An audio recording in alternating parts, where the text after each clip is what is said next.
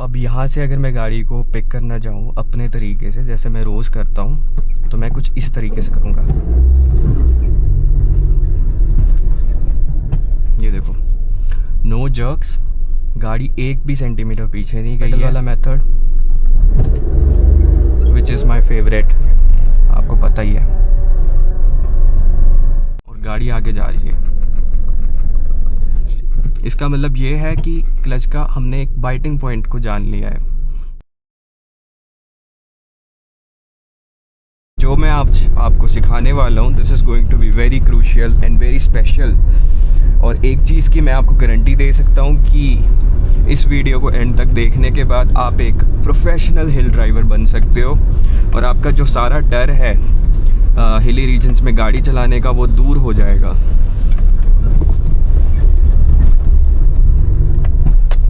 So before jumping straight to the topic, सबसे पहले मैं आपका थोड़ा सा फाउंडेशन बिल्ड कर देता हूँ। मैं आपको फंडामेंटल्स बता देता हूँ। कुछ हम बात करेंगे क्लच के बारे में, क्लच के ऑपरेशन के बारे में। हम देखेंगे कि क्लच एक्चुअल में वर्क कैसे करता है और उसकी यूसेज कैसी होती है।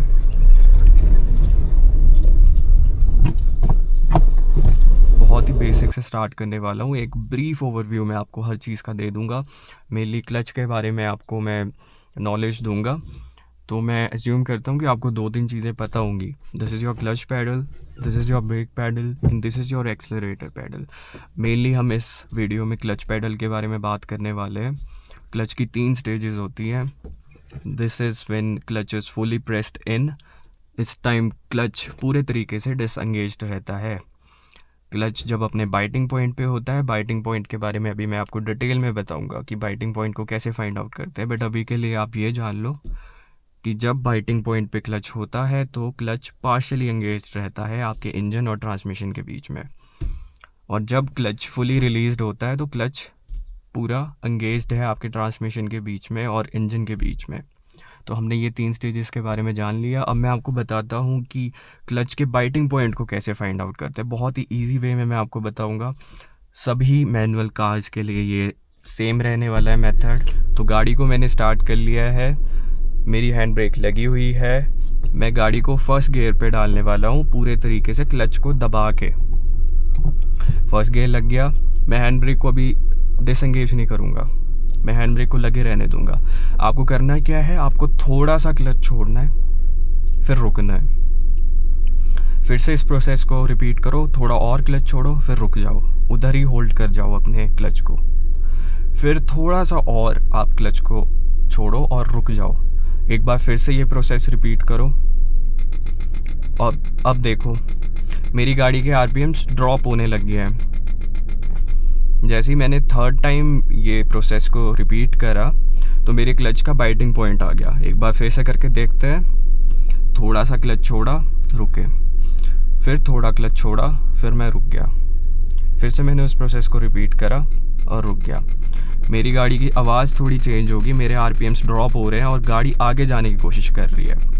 अगर मैं अभी हैंड ब्रेक को हटाऊंगा तो देखना आप गाड़ी आगे चलने लग जाएगी without even having to press the accelerator.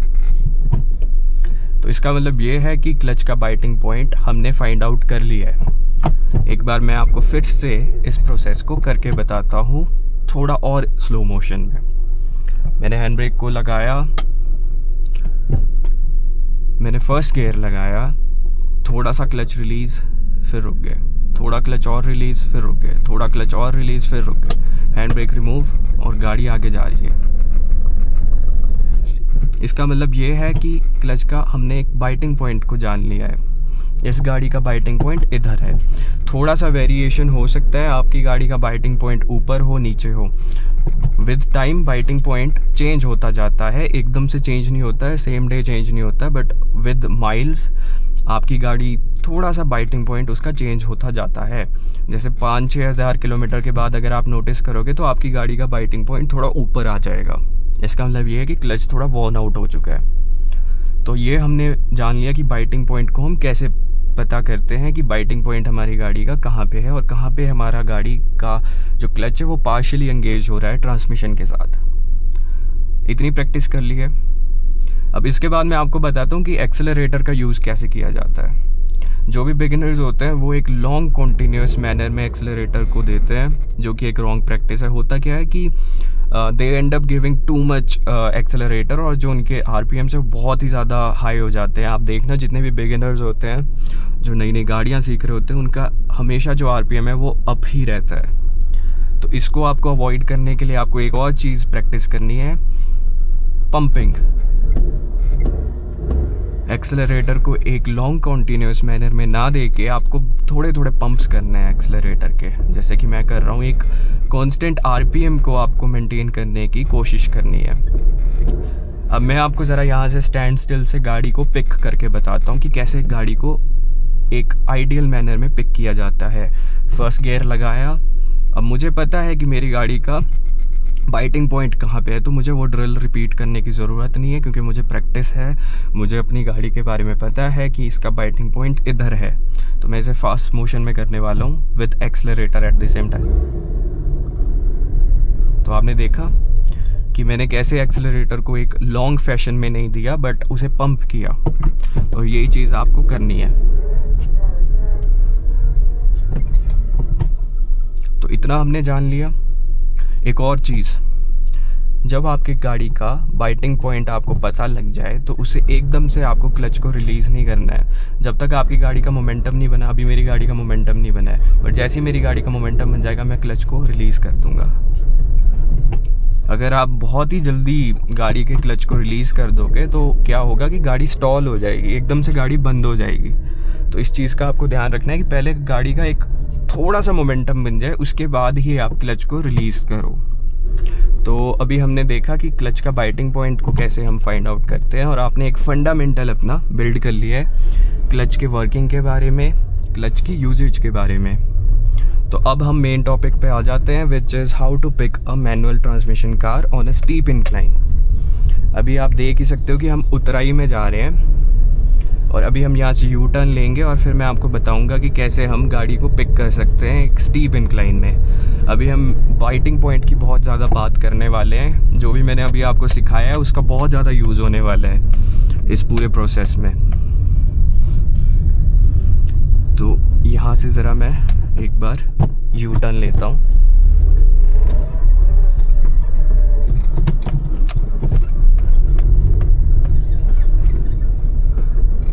आप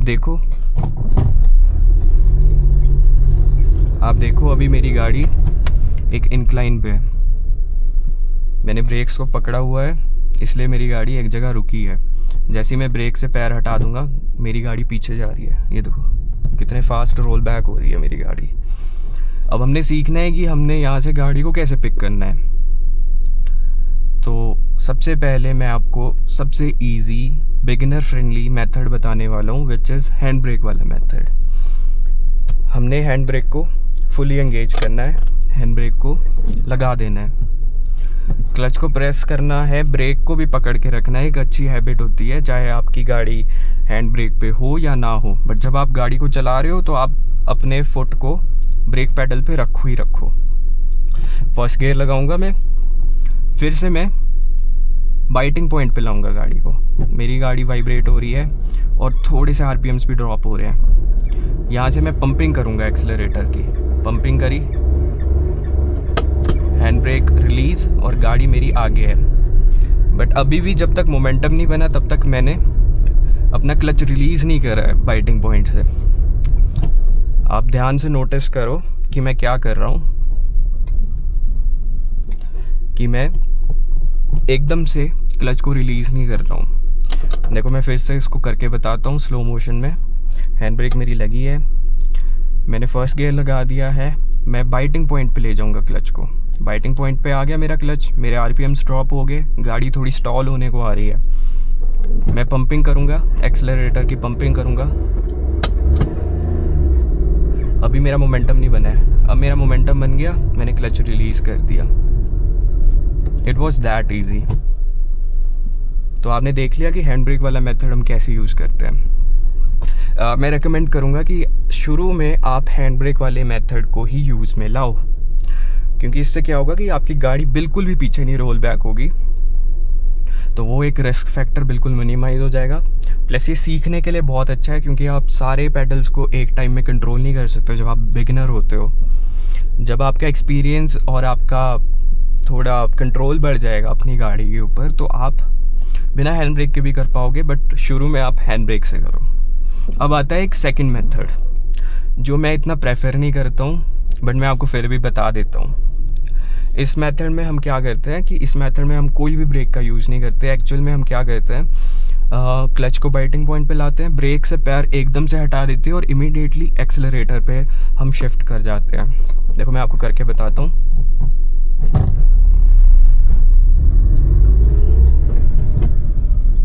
दिस इज़ द मेथड। एक बार फिर से मैं आपको करके बताता हूँ।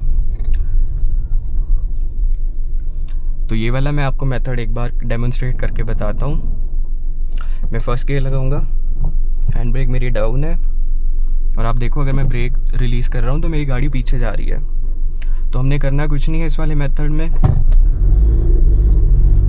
एकदम से ब्रेक पैडल से पैर हटाना है, क्लच को बाइटिंग पॉइंट पे लाना है और एक्सेलरेट करना है। और ये चीज़ें बहुत जल्दी जल्दी करनी है।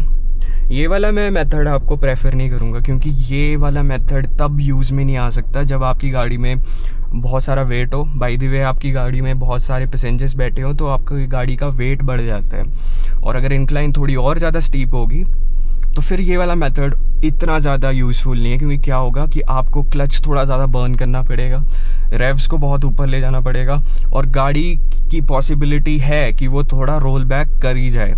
एक जर्कनेस भी रहती है इस वाले मेथड में, और मैं ये सेफ़ नहीं मानता ये वाला मेथड, और बिगिनर्स के लिए तो ये बिल्कुल भी नहीं है यूज़फुल। थोड़ी सी इंक्लाइन में ये यूज़फुल है, बट जब कहीं पे हैवी इंक्लाइन आ जाएगी तो वहाँ पे ये मेथड मेरे हिसाब से सक्सेसफुल नहीं है। जो मैं अब आपको मेथड सिखाने वाला हूँ which is the final method, इसके लिए मैं गाड़ी को थोड़े और ज़्यादा स्टीप इंक्लाइन पे ले जाऊँगा, वहीं पे मैं इसे डेमोन्स्ट्रेट करने वाला हूँ।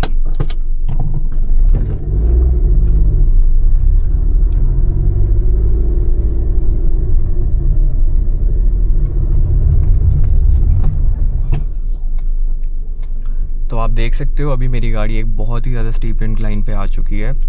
अगर मैं यहाँ से ब्रेक को रिलीज़ करूँगा तो देखो कितनी ज़्यादा फास्ट गाड़ी पीछे रोल बैक हो रही है, इवन गाड़ी स्किड हो रही है। तो अब यहाँ से अगर मैं गाड़ी को पिक करना चाहूँ अपने तरीके से, जैसे मैं रोज़ करता हूँ, तो मैं कुछ इस तरीके से करूँगा। ये देखो, नो जर्क्स, गाड़ी 1 भी सेंटीमीटर पीछे नहीं गई है और गाड़ी बहुत स्मूथ तरीके से आगे गई है और मैंने कोई हैंड ब्रेक का यूज़ नहीं किया है। तो ये जो मेथड है this is actually used by all the hill drivers जो थोड़े प्रोफेशनल हैं, जिन्हें थोड़ा टाइम हो चुका है गाड़ी चलाते वक्त, वो सभी इसी मेथड को यूज़ करते हैं। This is known as the cross pedal method और द हील टो मेथड। अगर मैं आपको इसे करके बताऊं, अगर आप इसे सीखना चाहते हो तो मैं आपको इसे थोड़ा स्लो मोशन में करके बताता हूँ। मैं फर्स्ट गियर लगाता हूँ गाड़ी का, मैं ब्रेक पे एक फर्म ग्रिप रखता हूँ अपने राइट फुट के टो से और अपनी हील को टेढ़ा करके थोड़ा सा पंप करूँगा एक्सेलरेटर को।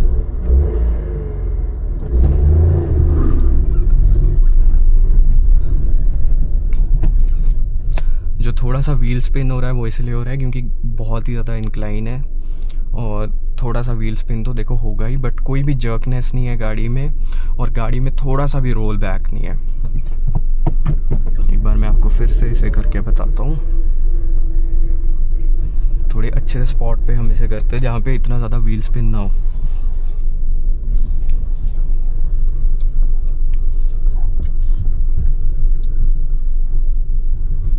तो देखो अगर मैं यहाँ पे इसे करके बताऊँ, फर्स्ट गियर लगाना है आपको, हैंड ब्रेक आपकी डिसएंगेज्ड है, आपको क्लच को फुली प्रेस इन करना है, आपको ब्रेक पे एक फर्म ग्रिप रखना है, आपको थोड़ा सा एक्सेलरेटर को पंप करना है। जब आप ये कर रहे हो, पंपिंग कर रहे हो, आपको क्या करना है, क्लच को बाइटिंग पॉइंट पे लाना है। बाइटिंग पॉइंट पे क्लच आ गया, ब्रेक रिलीज करो and there you go. It was that easy. देखो, चीज़ों को सीखने में थोड़ा सा टाइम लगेगा। एट द बिगिनिंग आपको कुछ नहीं करना है। आपको जो मैंने क्लच के बाइटिंग पॉइंट वाली ड्रिल को प्रैक्टिस करने के लिए कहा है, उसको प्रैक्टिस करना है एक एम्प्टी स्पेस पे, एक एम्प्टी पार्किंग लॉट पे या फिर किसी भी ग्राउंड में। जब आपको उसका आइडिया लग जाएगा कि आपकी गाड़ी का बाइटिंग पॉइंट किधर है, तो आपको एक रफ़ आइडिया पता लग जाएगा कि मेरी गाड़ी कहाँ पे बाइट करती है। उसके बाद आपको थोड़ा सा एक्सेलरेटर पे अपना कंट्रोल रखना है कि आपको कभी भी लॉन्ग कॉन्टीन्यूस फैशन में एक्सेलरेटर को नहीं देना है, बट पंपिंग करनी है थोड़ी थोड़ी। तो उसके बाद आप चला लोगे गाड़ी को। आप पहले प्लेन में आप पिक कर लोगे, उसके बाद आप गाड़ी को एक स्लाइट इंक्लाइन में भी पिक कर लोगे। जब थोड़ी इंक्लाइन का स्टीपनेस बढ़ जाएगा तो आप एक चीज़ कर सकते हो कि आप हैंड ब्रेक वाले मेथड को यूज़ में ला सकते हो। उसके बाद आपकी हैंड ब्रेक वाले मेथड में जब कमांड आ जाएगी अच्छे से, तो आप ये कर सकते हो कि आप हैंड ब्रेक के बिना भी गाड़ी को पिक करने की कोशिश कर सकते हो। जैसे मैंने सेकंड मेथड में बताया है, ऑल्दो वो इतना प्रेफरेबल नहीं है, आप तभी उसे यूज़ करना जब आपकी थोड़ी सी स्पीड और एजिलिटी इंक्रीज़ हो जाएगी अपने पैडल्स में, तो आप उसको कर लोगे। उसके बाद आप में एक खुद में एक थॉट आएगा एक टाइम पे, जब आप गाड़ी चलाना स्टार्ट करोगे इंक्लाइंस पे मोर रेगुलरली, तो आप में खुद में थॉट आने लगेगा कि मैं अपने राइट फुट से ब्रेक पैडल पे भी कंट्रोल रख सकता हूँ और एक्सेलरेटर को भी मैनिपुलेट कर सकता हूँ। तो बस जब वो चीज़ आ जाएगी तो आप क्रॉस पैडल भी सीख जाओगे। और एक बार आपने क्रॉस पैडल सीख लिया, उसके बाद आपको कहीं पे भी कोई दिक्कत नहीं आने वाली है। गाड़ी को आप कहीं से भी पिक कर लोगे। आपको जैसी चढ़ाई जैसी उतराई आप कहीं पे भी पिक कर सकते हो गाड़ी को, एक बार आपको वो वाला मेथड यूज़ में आ गया। चलो एक बार मैं आपको रिवर्स करना भी बता देता हूँ कि इंक्लाइंस पे आप रिवर्स कैसे करते हो।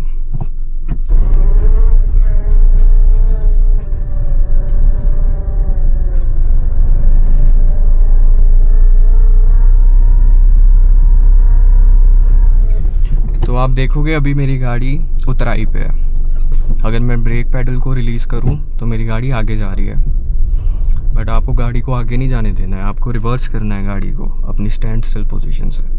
तो वही सेम चीज़ है, रिवर्स गियर लगाया। सबसे पहले मैं आपको हैंड ब्रेक से करके बताता हूँ। हैंड ब्रेक मैंने अप कर दी है, ब्रेक छोड़ूंगा तो गाड़ी आगे नहीं जाएगी। बाइटिंग पॉइंट पे मैंने अपने क्लच को लाया, रेव्स अप, रेव्स थोड़े से ले गया मैं ऊपर, पंपिंग करी, हैंड ब्रेक डिसंगेज और गाड़ी मेरी ऊपर। ये देखो, ये हो गया पहले वाला मेथड। उसके बाद मैं आपको सेकंड मेथड बता देता हूँ विदाउट हैंड ब्रेक, जिसमें हम एकदम से अपना पैर लिफ्ट ऑफ करेंगे ब्रेक से और गाड़ी को पीछे जाने देंगे।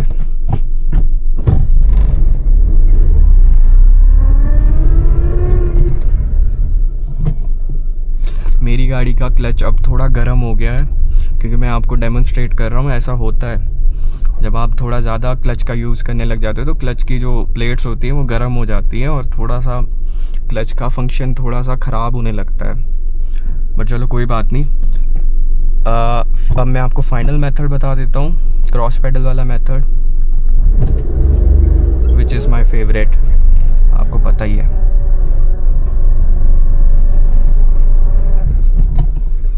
देखो थोड़ा सा गाड़ी ना जर्क दे रही है क्योंकि क्लच प्लेट्स गर्म हो गई है गाड़ी की, क्योंकि हम इतनी देर से इंक्लाइन पे ही ऊपर नीचे कर रहे हैं, तो गाड़ी की क्लच प्लेट्स गर्म हो गई है। This effect is however temporary और ये ठीक हो जाता है कुछ टाइम बाद जब क्लच की टेम्परेचर नॉर्मल आ जाता है। तो मैंने आपको सारी चीज़ें सिखा दी है। इंक्लाइन पे गाड़ी को कैसे उठाना है, डिक्लाइन पे कैसे करना है, रिवर्स कैसे करना है गाड़ी को, वो सब कुछ मैंने आपको बता दिया है। आप प्रैक्टिस करो। अगर मेरे से कुछ चीज़ छूट गई है तो आप मेरे को बताना, तो मैं उसे भी फिर से एड्रेस करूँगा। So I hope you have enjoyed this video and आपको कुछ सीखने को मिला होगा इस वीडियो से। अगर आपका कोई भी डाउट है आप कमेंट सेक्शन में बेहिचक मुझसे पूछ सकते हो and I will definitely revert back to your questions and doubts as soon as possible.